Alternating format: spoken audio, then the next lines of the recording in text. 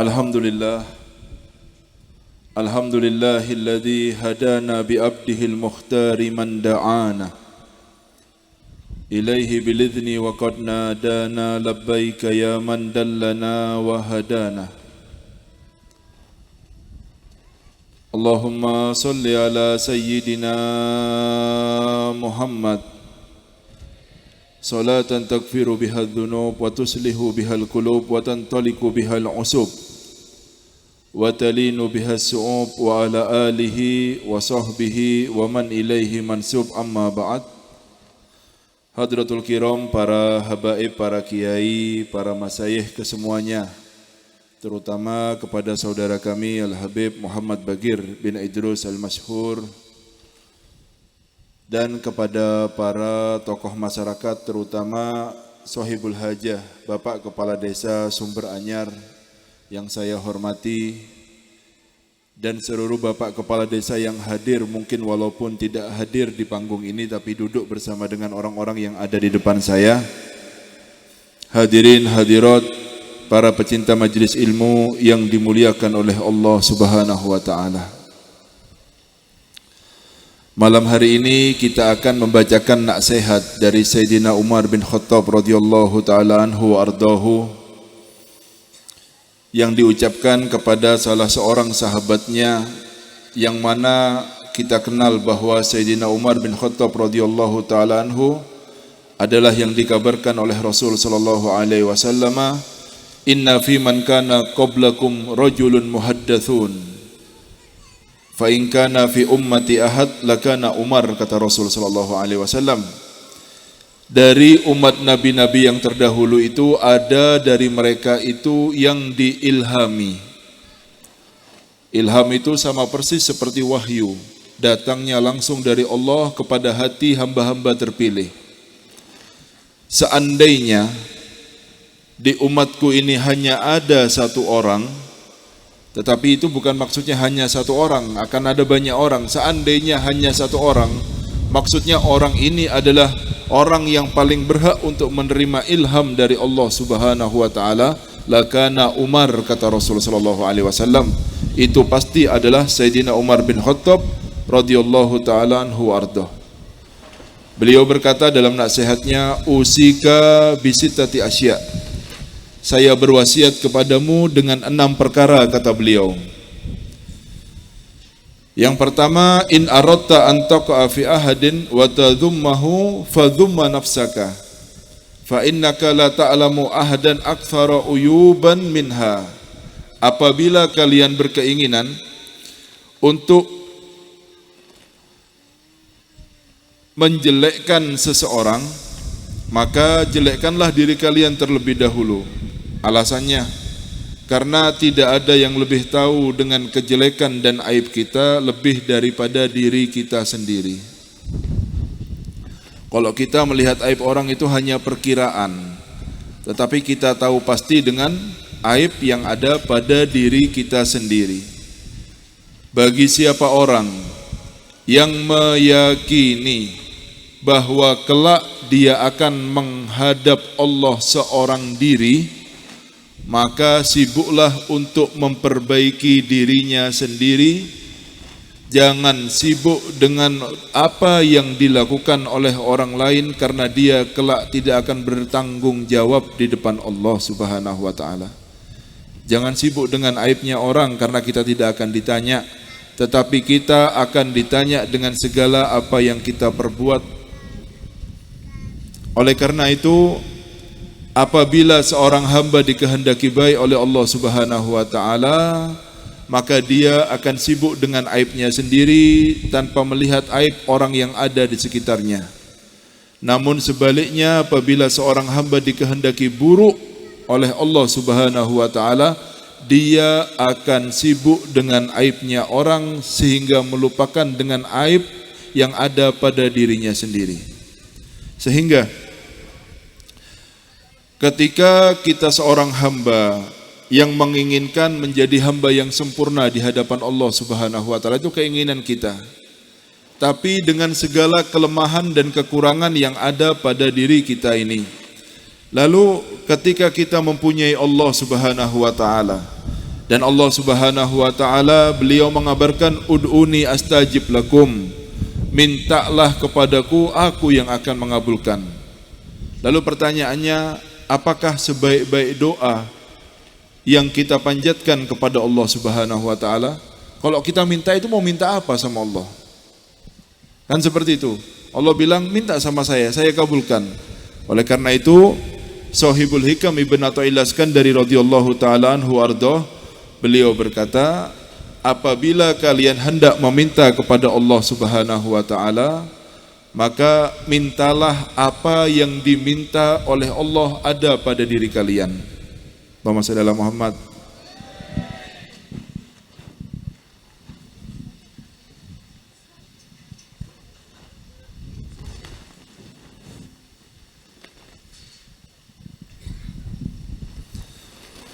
Allahumma shalli ala Muhammad. Kalau kita hendak meminta kepada Allah Subhanahu wa taala, maka mintalah apa yang diminta Allah untuk ada pada diri kita. Contoh, Allah kepingin kita menjadi seseorang yang seperti apa? Orang yang tawakal. Kita sebagai hamba yang lemah tidak mampu untuk bertawakal. Kita ini akan mampu apabila diberi kekuatan oleh Allah Subhanahu wa ta'ala. Maka mintalah supaya kita dijadikan orang yang tawakal. Niscaya Allah akan membantu kita supaya kita menjadi orang yang tawakal. Kalau berdoa, minta ini sama Allah Subhanahu wa ta'ala. Karena tidak akan sempurna penghambaan kita kecuali dengan sifat yang namanya tawakal kepada Allah. Itu menunjukkan kuatnya iman dan yakinnya kita kepada Allah, sehingga kita memasrahkan urusan kita kepada Allah Subhanahu. Kalau kita sendiri tidak kuat, kita tidak mampu, tetapi ketika ditolong sama Allah, kita akan menjadi kuat. Allah menginginkan kita berhias dengan sifat yang namanya ridho. Kita tidak mampu untuk ridho. Siapa yang bisa ridho dengan keputusan Allah, baik ataupun buruknya? Kita tidak mampu. Kita hanya manusia biasa. Oleh karena itu, ketika berdoa, minta tolong sama Allah supaya hati kita diberi rasa sifat ridho. Nanti Allah yang akan membantu kita. Ketika kita dibantu oleh Allah, insya Allah sifat itu akan berhias di dalam hati kita, sehingga kita mempunyai sifat-sifat yang Allah inginkan sifat tersebut ada dalam hati kita. Oleh karena itu, sekali lagi, apabila hendak meminta, mintalah apa yang dipinta oleh Allah kepada kita. Kenapa? Jangan sibuk untuk minta hal-hal yang sifatnya duniawi. Karena kalau kita bagus di dalam penghambaan kita kepada Allah, dan tidak akan bagus kecuali dengan sifat-sifat yang saya sebutkan barusan. Ya, kalau kita bagus, maka kita akan masuk dalam firman Allah Subhanahu wa taala, Allah yatawallas sholihin. Allah yang ngurusi urusannya orang-orang yang soleh. Tidak usah sibuk minta. Semua diurusi Allah. Kalau Allah yang ngurusi, gampang semua urusannya. Kalau Allah yang ngurusi, semua urusannya jadi gampang.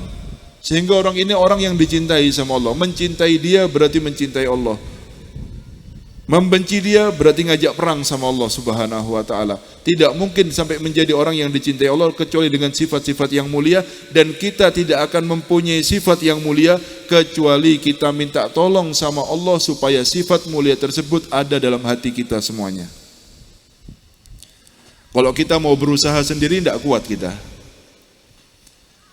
Ya, oleh karena itu, kalau mau menjelekkan, maka jelekkanlah diri kita sendiri. Karena kita yang lebih tahu dengan aib-aib yang kita lakukan. Ingatlah bahwa kama tadinu tudan, seperti bagaimana kita memperlakukan orang yang ada di sekitar kita, kita begitu pula akan diperlakukan oleh Allah Subhanahu wa taala.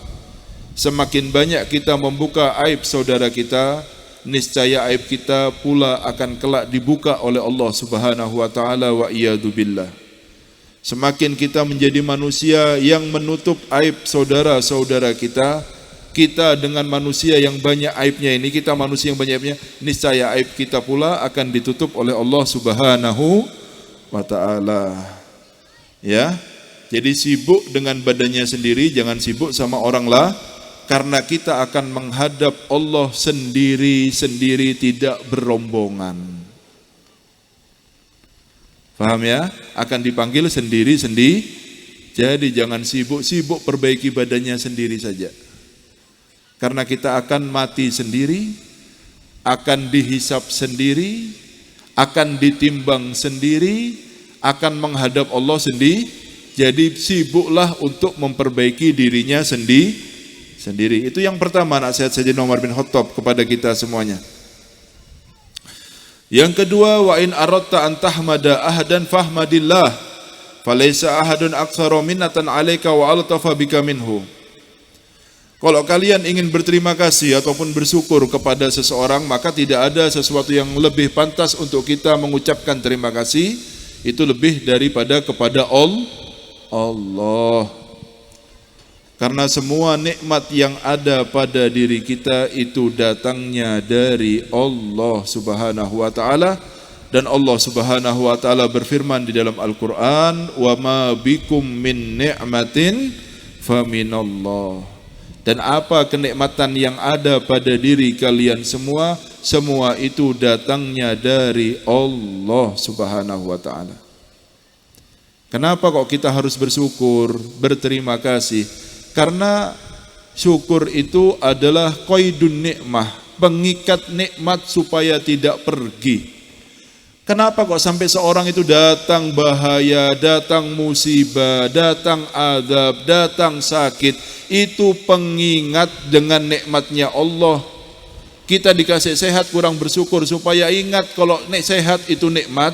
Jadi dikasih sakit sama Allah Subhanahu wa taala supaya tahu mahalnya nikmat sehat yang dulu dia lupakan ketika masa sehatnya.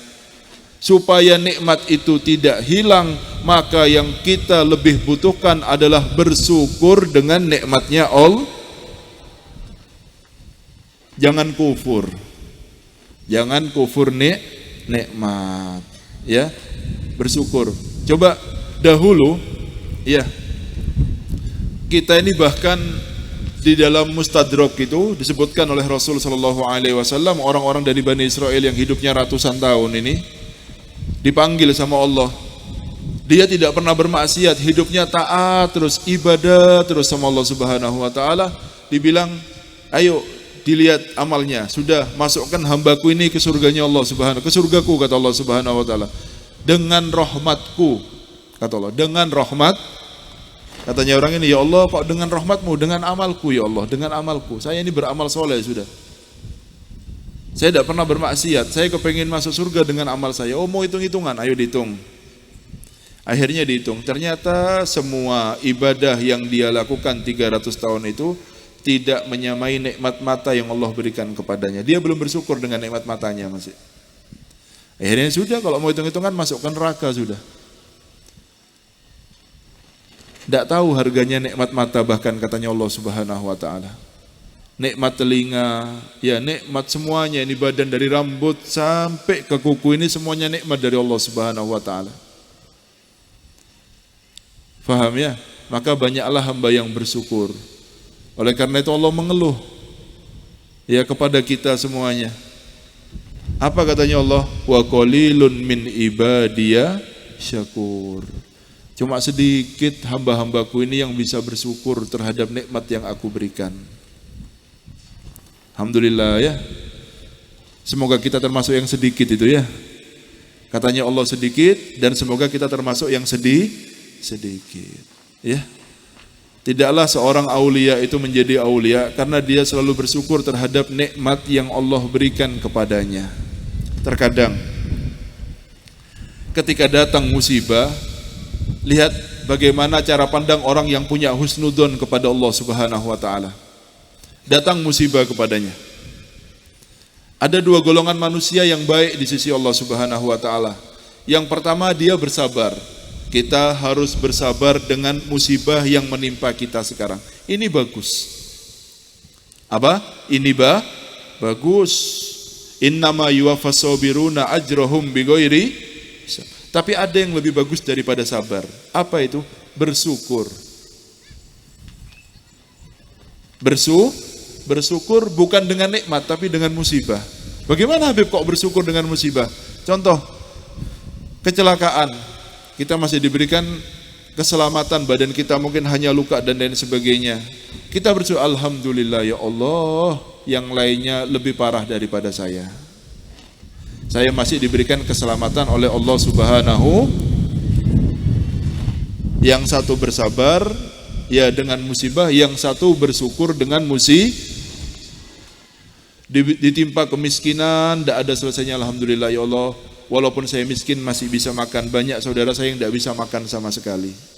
Ada orang yang bersabar dengan miskin, ada orang yang bersyukur dengan yang bersyukur derajatnya jauh lebih tinggi daripada orang yang karena dia tidak mengeluh dengan apa yang Allah tuliskan kepadanya, sadar betul bahwa kehidupannya hanya sementara, dan orang-orang yang bersyukur akan diberikan makom yang tinggi di sisi Allah Subhanahu wa taala, karena jelas orang yang bersyukur dia berhias dengan sifat yang namanya ridho yang ada dalam hatinya. Yang orang berhias dengan sifat ridho adalah makom tertinggi dari para aulianya Allah Subhanahu wa taala.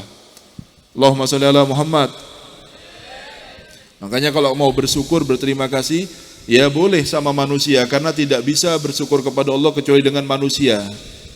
Tetapi yang paling berhak adalah kepada Allah Subhanahu wa ta'ala. Itu yang nomor 2. Nasihat yang nomor 3, ya, wa in aradta an tatruka shay'an fatruki dunya fa innaka in taraktaha fa anta mahmud wa illa tarakatka wa anta mazmum. Ini bukan perkataan saya, ini perkataan Sayyidina Umar bin Khattab radhiyallahu taala anhu warḍah. Apabila kalian ingin meninggalkan sesuatu, maka tinggalkanlah dunia, katanya. Maksudnya dunia itu bukan uangnya, bukan perusahaannya, bukan jabatannya, bukan kecintaannya, kecondongan hati kepadanya. Karena berapa banyak orang yang tidak punya uang tapi hatinya betul-betul ingin dan cinta kepada dunia. Berapa banyak orang yang tampak dunianya nyata banyak tapi hatinya tidak ada kecintaan sama sekali terhadap dunia tersebut. Jadi yang dimaksud meninggalkan dunia bukan uangnya, tapi kecintaan hati kita kepada dunia. Kenapa? Karena apabila kalian meninggalkan kecintaan duniawi ini, anta mahmud, kalian akan menjadi orang yang terpuji di sisi Allah Subhanahu wa taala. Orang yang terpuji di sisi Allah seperti ini, Pak. Dikatakan sama Imam Ghazali, dunia dan akhirat itu kadurratain atau kal masyriq wal maghrib. Biqadri antamila ila ahadihima atta anil akhir, kata Imam Ghazali. Semakin besar kecenderungan kalian kepada salah satunya, kalau semakin cinta kepada akhirat, otomatis sampean tidak akan semakin hilang cinta dunia dalam hati kalian. Sebaliknya, kalau kita semakin cinta kepada dunia, maka juga akan hilang ingat kita kepada akhirat, dan begitu seterusnya. Karena dua arah ini tidak mungkin menjadi satu. Orang yang dia itu ibadahnya besar adalah orang yang berpaling dari dunia. Ketika dia berpaling dari dunia, otomatis dia menghadap kepada Allah Subhanahu wa taala. Namun sebaliknya, apabila hatinya dihadapkan kepada dunia, maka secara otomatis dia itu berpaling dari Allah Subhanahu wa taala. Maksudnya Habib, orang yang melakukan ibadah 2 rakaat dengan hati yang menghadap kepada Allah itu jauh lebih baik daripada 1 juta rakaat tapi hatinya berpaling dari Allah Subhanahu wa taala. Saya ulangi lagi, orang yang sholat 2 rakaat tapi hatinya ngadep sama Allah karena berpaling dari dunia, itu jauh lebih dicintai sama Allah daripada orang yang sholat 1 juta rakaat tetapi hatinya berpaling dari Allah Subhanahu wa taala karena ngadep sama dunianya. Dan inilah yang disabdakan oleh Rasul sallallahu alaihi wasallam, raq'atani min rajulin zahidin qalbuhu ahabbu wa afdalu indallah subhanahu wa ta'ala, ya, min ibadatil mujtahidina ila akhirid dahr abadan sarmada, atau kama qala Rasul sallallahu alaihi wasallam. 2 rakaat dari seseorang yang hatinya zuhud kepada dunia, itu lebih dicintai dan lebih afdol di sisi Allah Subhanahu wa taala daripada ibadahnya orang yang dia betul-betul semangat di dalam ibadahnya, ya sampai di akhir zaman, sampai hari kiamat, ya 2 rakaat dari orang ini itu lebih dicintai sama Allah daripada ibadahnya orang yang satunya, walaupun dia ibadah terus tapi hatinya berpaling dari Allah Subhanahu wa taala karena ngadep sama dunianya. Allahumma shalli ala Muhammad. Lalu kata beliau, fa innaka in taraktaha anta mahmud. Kalau kalian meninggalkan kecintaan dunia, kalian akan mulia di sisi Allah Subhanahu wa taala. Ada cucunya Rasul sallallahu alaihi wasallam namanya Imam Muhammad Al-Baqir. Lalu beliau, saya punya satu teman. Saya punya satu teman, kata beliau. Dia di mata saya agung. Kenapa? Presiden? Enggak. Menteri? Bukan. Gubernur? Bukan. Tidak. Bukan itu semuanya. Kaya? Tidak. Lalu kenapa jadi agung? Alim? Tidak. Ahli ibadah? Tidak. Enggak ngomong itu semuanya. Terus kenapa kok ini agung? Karena kecilnya dunia di mata dia. Yang menjadikan dia besar di mata saya karena kecilnya dunia di matanya. Sehingga dia besar di mata saya. Ini perkataan Imam Muhammad Al-Baqir bin Ali Zainal Abidin bin Husain, cucunya Rasul sallallahu alaihi wasallam. Yang dikatakan oleh Rasul, anak daripada Husain ini akan lahir namanya Ali. Yang dari Ali ini punya anak namanya Muhammad yang disebut Baqir, Baqaratul Ilm. Seandainya ilmu itu diperumpamakan seperti lautan, maka anaknya Ali ini adalah orang yang dia itu bisa sampai kepada dasar dan menemukan permata-permatanya. Maksudnya rahasia dari ilmu itu dia ketahui semua, dan ini kesaksian dari kakeknya Rasulullah sallallahu alaihi wasallam. Ini yang berkata bukan ulama, bukan aulia, ini Rasul yang berkata bahwa Muhammad Al-Baqir ini adalah orang yang bisa menyelami ilmu sampai menemukan permatanya. Ya. Apa yang membuat agung seseorang di matanya? Karena kecilnya dunia di mata orang tersebut. Ya. Ya, wa illa, kalau kamu tidak mau meninggalkan dunia, tetap cinta sama dunia, tarokatka, dunia akan meninggalkanmu, mau tidak mau. Siapa yang hidup selamanya di dunia ini? Dunia akan meninggalkan kita. Kita ini seakan-akan menjalin hubungan, kalau dunia itu diperumpamakan seperti perempuan, dengan wanita yang sudah tua. Kalau tidak kita ditinggalkan semasa hidup kita, pasti dia akan meninggalkan kita. Pasti sudah. Jadi buat apa cari pasangan yang tidak setia ini? Kalau mau cari pasangan yang muda, yang kita akan selama-lamanya, dan itu tidak mungkin kecuali akhirat. Ya, dan itu tidak mungkin kecuali akhirat. Kalau kalian tidak mau meninggalkan dunia, tarokatka, dunia akan meninggalkan kalian. Makanya kan orang-orang yang mati itu katanya meninggalkan dunia. Sebetulnya dunia yang meninggalkannya. Sekarang dia hidup di alam yang baru namanya barzah. Terus kumpulkan uang sebanyak-banyaknya karena kafan tidak ada kantongnya ya.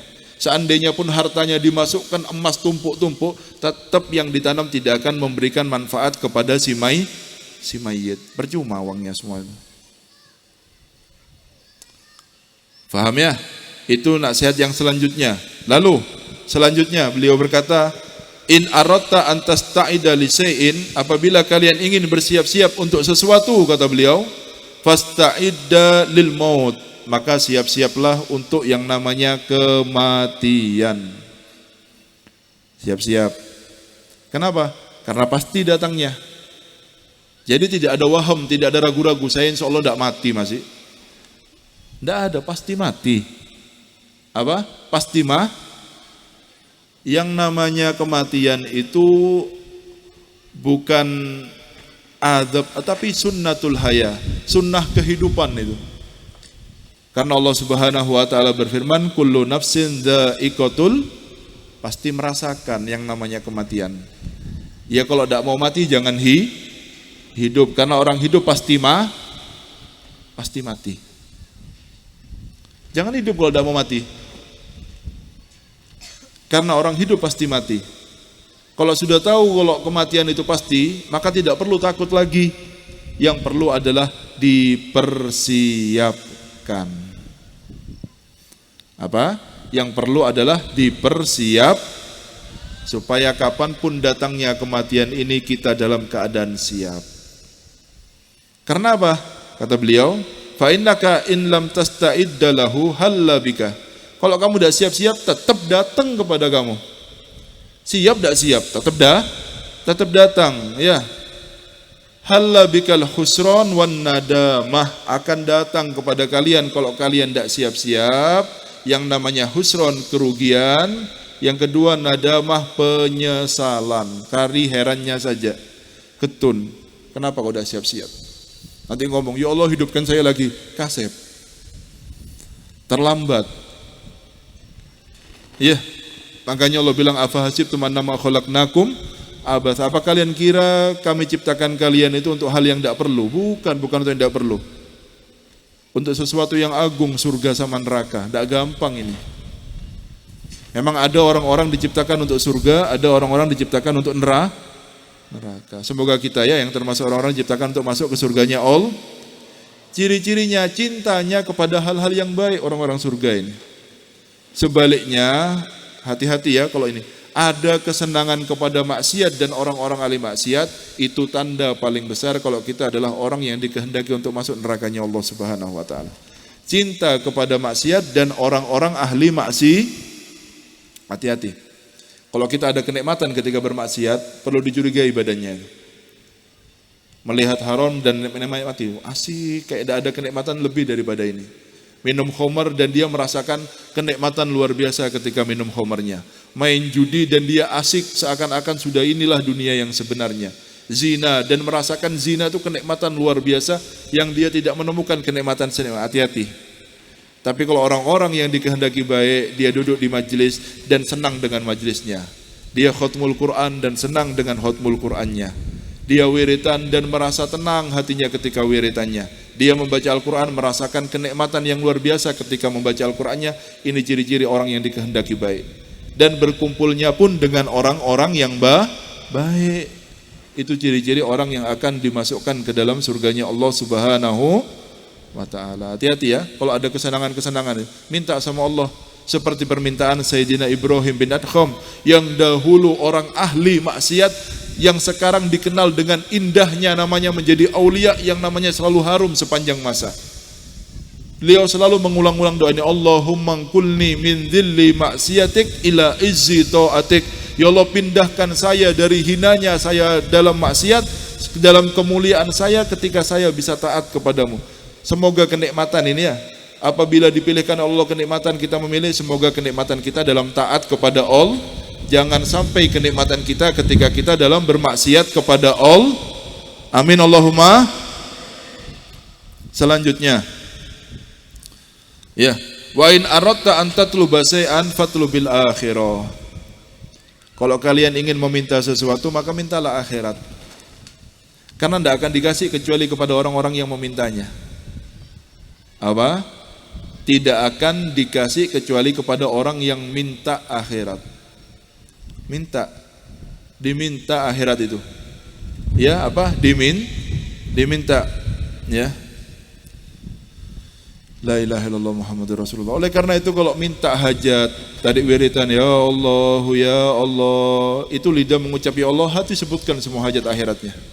Semoga meninggal dalam keadaan husnul khotimah, semoga aib semua ditutup. Ya, semoga dosa diampuni, melahirkan anak-anak yang solihin solehat. Semoga kumpul nanti di akhirat, bukan kumpul di dunia. Perkumpulan yang sebenarnya adalah perkumpulan di akhir.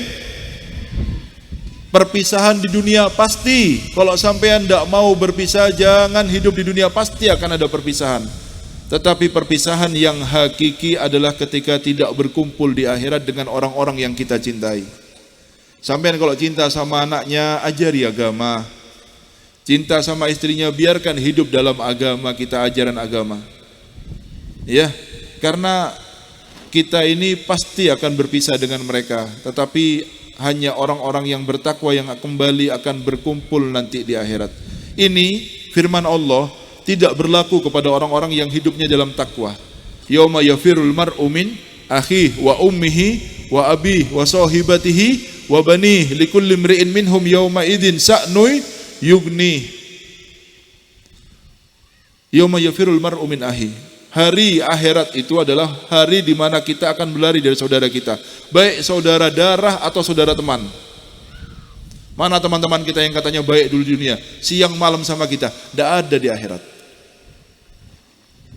Tidak ada teman-temanan di akhirat. Ini bukan kata saya, ini firman-Nya Allah dalam Al-Qur'an. Yauma yafirul mar'u min akhi wa ummihi.